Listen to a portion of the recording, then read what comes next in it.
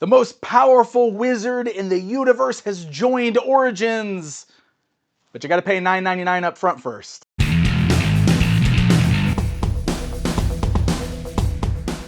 Hey guys, I am Pixel Dan. Thank you for joining me for another video here on my channel, Club Grayskull. It's the new subscription service being offered through MattelCreations.com. It's $9.99 for a full year's membership, and it's supposed to give you access to digital perks, with the biggest perk being you'll have exclusive access to buy action figures, exclusive action figures that will only be available through Club Grayskull. And the first figure is Hero from the Powers of Grayskull line, joining Masters of the Universe Origins. So we'll come back and we'll talk more about Club Grayskull at the end here, but we want to focus now on Origins Hero. We're going to do a full review. I'm going to check them out. I'm going to look them over, but I want to first talk about Powers of Grayskull, because if you are unfamiliar with what that is, well, Powers of Grayskull was essentially going to be a continuation of the original Masters of the Universe toy line. As that line was wrapping up in 1987, Mattel was proposing to relaunch the line as Powers of Grayskull, set in Eternia's past, Preternia, a world of dinosaurs where our main hero was going to be He-Man's ancestor, Hero, the most powerful wizard in the universe. And there is a prototype photo that was floating around the internet for many, many years of the figure that never actually got released. He was a dream figure for me and for so many other folks for a very long time. But in recent years, we have finally received action figures of Hero. And now we've got him here in the MOTU Origins line. So let's jump on over and check him out. So here he is, the Masters of the Universe Origins Hero, the most powerful wizard in the universe. So we absolutely have to start with the packaging here, because we've got a new packaging design here, which is very interesting.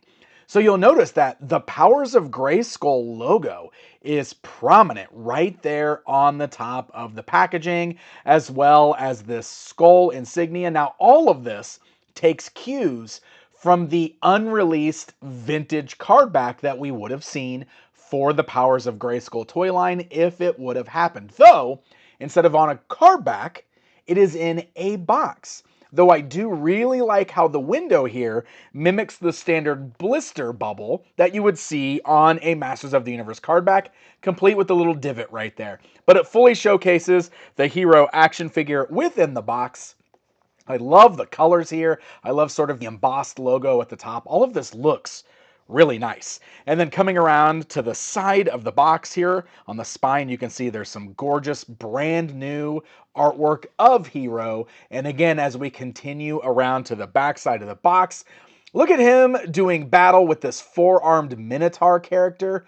This is incredible. And then you can see Shirella here in the background. She was going to be a character in that original Powers of Grayskull lineup, so hopefully, since we've seen her in artwork a few times now, this is a sign of something to come. It'd be great to finally get a Shirella action figure. But again, beautiful artwork here. There is a hang tab up here at the top. I guess it's worth pointing out. It's unpunched. I mean, this is an online exclusive, but it does have a hang tab up there. But yeah, just absolutely gorgeous artwork. You can see on the opposite spine there is more beautiful artwork of Hero. Now, before we open this up, I do feel it's important to do a little bit of a packaging comparison time. So over here on the left, this is the Powers of Grayskull Hero figure that Super 7 released a few years back. Now, this one is basically meant to be a recreation of that vintage prototype, the figure that we would have got back in 1987 or 88, whenever Powers of Grayskull would have actually been released. And the card back used here is an actual recreation of what the vintage card back would have been. Like, that is the vintage card back. So it's really interesting looking at it side by side, but you can see where they took the cues from for this new packaging that they're doing here for the Origins version. I think it's really cool, and I love that we've got both versions of this. This right here was like the first time that we got a Hero figure that looked like the unreleased vintage figure, and that was amazing. Of course, this has got basic articulation that the vintage MOTU line had, while the new Origins one here will have the Origins body, so modern articulation and everything. So I just love that both of these exist. I think that is incredible. Okay, so the package itself is unique in the fact that it opens up just by pulling the slip cover off. And this is not taped shut or anything. I was kind of surprised by that. Like the inner part here, you can see some tape, but this outer part is just a slip cover basically that this blister bubble is attached to. So this will just slide right off of the figure. See, you can see that right back here. And that reveals just our figure sitting in the inner tray on the inside. There's a box sitting here at the top, which is very cool. I love the design on it. It looks like an ancient chest of some sort. And this will contain our accessory. You can see it is individually wrapped up on the inside. So this should be the wizard staff. And then behind Hero, you can see we can remove that tray. And back here we do have a mini comic, a brand new mini comic, Hero's Journey, for the figure. So pretty cool how this all works. It looks like there's probably, yeah, you do have the clear rubber bands on there. So you'll probably need to cut those to get them out. But I do like this because if you decide you want to put this back in that box to display it, it looks like it'll be real easy to put this guy back in the packaging, which is very cool. So let me go ahead and get this guy pulled out of the tray and we will get a proper look at the figure. So real quick, before we get to the figure, this is the new mini comic that's included, Hero's Journey. It's a nice little origin story for the character of Hero, which is pretty cool, set in the world of Eternia. You can see the dinosaurs. A couple of things that I noticed that I thought was worth mentioning. It does look like they are sticking with his name being Ro, which was the name that was given to him during the MOTU Classics era. Originally, back in the his name was going to be Gray, but they changed it in the Classics era, so it looks like they're sticking with Ro. Kind of wish it was Gray, but whatever. That's my own opinion there. But here's a fun thing. Dragoman is in the comic right here, which if you're not familiar, that's the Four Horsemen created character from the MOTU Classics era. So that's pretty sweet. I'd be cool with seeing a Dragoman in Origins style. So there you go. That's your mini comic. Let's get on to the figure. All right, so Hero is in your 5.5 styling, exactly what we've come to expect from the MOTU Origins line. And one thing I was so happy to see is that they went with the vac metal. You guys know me. You know I love vac metal, especially when it's supposed to be there. And the original prototype that was shown from the 80s had vac metal. So I have always associated that shiny gold armor with Hero, and he just doesn't look the same when he doesn't have it, in my opinion. So I'm really glad that they went with it. I will say it's nice and shiny, but it is a little more subdued. It's not super mirror-like, if that makes sense. But it's cool. I really like it. So they used the vac metal on the torso. They also used it on the boots. So he's got very, very shiny gold boots. It's a very cool look. Sculpt is really nice on this. He's got that smiling face straight off of that vintage prototype. Got the cool little gold tiara crown thing. I don't know what you would call that. Headband, I guess. The cape is a plastic cape here, which does follow suit with what we typically see with the Origins line. You can see it's got a nice texture to it, which looks pretty cool. It is still soft and pliable, so it doesn't really get in the way or hinder anything there. You got the blue trunks. This is all new sculpt here, which is really nice. You can see the wrist bracers are new, but they're just added on over the forearms like we typically see. So technically, those can be removed with the removable parts. I do want to point out, and you probably already saw it, I got this red scuff on the front thigh, on the right thigh over there. And I've tried scraping at it, and it's not coming off. I might have to see if I can clean that off. I assume that's red paint from somewhere on here. Unfortunately, I mean, mishaps happen, but it's unfortunate. I wish that wasn't there, of course. So with this guy, with the vac metal, it did make me wonder about the overall quality of this figure, because it's a MOTU Origins figure, which means it's going to have all the interchangeability that you would expect. So we can pull the arms out of the sockets, It is worth noting that you can see that the socket that the arm plugs into is an actual regular plastic piece that is stuck inside the vac metal there. So hopefully there won't be any extra wear and tear from that. Same with the torso. You can also see that the actual color of the vac metal is silver. So they must have like put gold over it, I think. Or maybe just this piece is silver. But that's pretty wild, seeing like the shiny silver there under the gold. But anyway, where the torso plugs together there, you can see that that is also a plastic socket piece in there.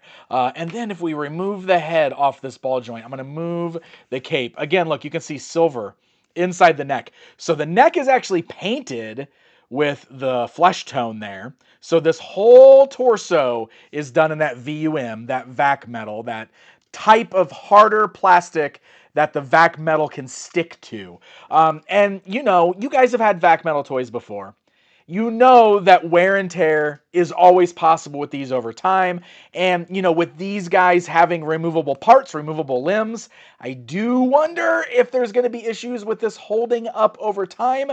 Hopefully that's not the case. I will say, like, it feels totally fine right now. In hand, like, figure still feels solid. It feels like what you would expect it to feel for a MOTU Origins figure. So that's one of those things where time will tell. Hopefully we don't have to worry about flaking or breakage. Yeah, I guess that's one of those things you always have to kind of watch out for. I love vac metal. Don't get me wrong. Love it, love it. You guys know that I talk about it all the time in my videos, but it is more fragile at times. So it is something that we have to watch out for. But I'm not seeing anything to worry about right out the gate. So hopefully I'm right about that. All right, so the rest of the articulation does function exactly as you would expect. You can still remove the hands at the wrists. You can remove the boots. I guess I should show you that because the boots are all vac metal too. And so you can see, same thing, this whole inner piece right here is like that softer plastic. So hopefully we won't have any breakage on that either. Boom, just plugs right there into place. So he feels pretty good. However, I do think that he's got a bit of a gummier feel overall. Like the joints here at the hips feel a little bit softer, and where I'm really noticing it is in the hands. The hands feel really soft and flexible compared to the way these figures have been in the past, and where that's noticeable to me is with his accessory. So he includes the wizard staff, which is very cool, all molded in just kind of a sort of metallic gold plastic. It's not vac metalized. And then it's got the ability to open up to reveal the green gem inside, the gem, the stone, whatever you want to call it. I was really kind of surprised with like how hard this actually is to open. It's got like kind of a click, so it clicks shut and clicks open, but you actually have to do a little bit of force to like get that to pull open. I was a little worried at first that I might be possibly breaking it, but no, you just got to pull it. It kind of like clicks out. You can see it's got a nice translucent green gem that's hidden in the staff there, and then like it like clicks shut. You can hear it snapping. There you go. So like that click shut. So you can see it's got a handle with like the little hand guard there, which is really cool.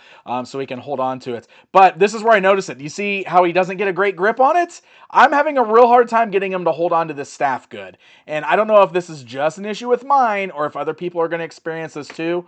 But that staff is falling right out of those fingers. And it's because that grip is just a little too loose. Like these fingers feel a little softer than I would expect them to, and unfortunately he's not getting a tight grip on it. Usually I can find a spot where it'll stay there, but you know, I mentioned the hips too, because I keep also having that problem where I'm posing him, and you can see how he's kind of like, he's a little wobbly there. Like, I don't know, do you see this right here? He's just a little wobbly. He's not as stable as I would expect.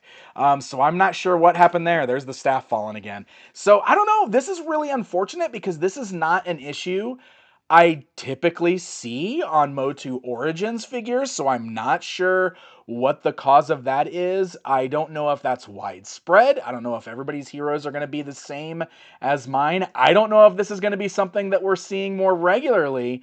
But he certainly doesn't feel as stable as past MOTU Origins have felt, and that is a bit unfortunate. Otherwise, look is great. I think he looks awesome. He looks like he came straight out of the vintage prototype, but now he's got that more modern articulation. So he's a great looking figure. I just wish he was a little more solid. He's just a little too wobbly, and he doesn't get as strong a grip on that staff as I would like him to. All right, guys, it's comparison time. I think the first thing that's the most important to show is comparing him to the version that Super 7 released not that long ago, or maybe it was a long time ago now. I don't know. Man, time. What is time anymore?